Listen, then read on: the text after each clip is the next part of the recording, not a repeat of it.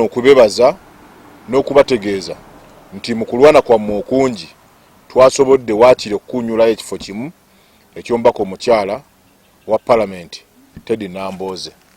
Kati wakati mu kweteekerateekera akaluka n'akolwokuna bye twalabye twabirabye ebyennyise emitima gy'abannampigi bonna era nga butandibula mu disitulikiti yonna teri musanyufu. Ffe be babbye tetuli basanyufu ate n'ababbye nabo si basanyufu.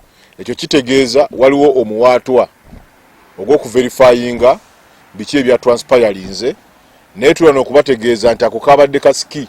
Kusokera ddala okubeebaza abaatuwadde akalulu.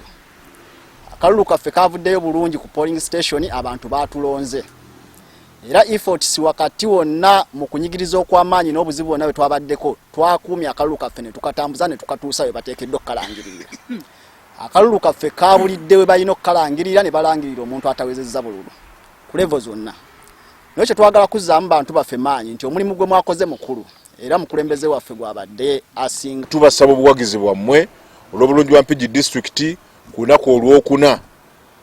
Tubasaba mukeere ku layini mwabeena mujjire mu bbaasi mufulume bbaasi mukwate manvuuli mutiikinga wali ambulira mudde mu bbaasi yammwe tutereze Mpigi awatali kusosola mu mbeera yonna. Tugenda kulwana okukuuka ejjembe era ndi wano okusaba abavubuka mwenna bannampigi mwenna abaagala obwenkanya n'eddembe mu disitulikiti yaffe ku lunaku lwokuna. Mujjumbire akalulu akaddako ak'olwokuna nga 22 bwe tugenda okulonda local government. Local government gwe mutendera ogwa wakati awo ogusingira ddala okusimba essira ku service delivery. So obukulembeze bwa local government bwe bwa service delivery asookebwako obuweereza obusookebwako tubujjumbire kubanga ba councillors ne OC5 chairperson be batuusa services naddala mu bantu.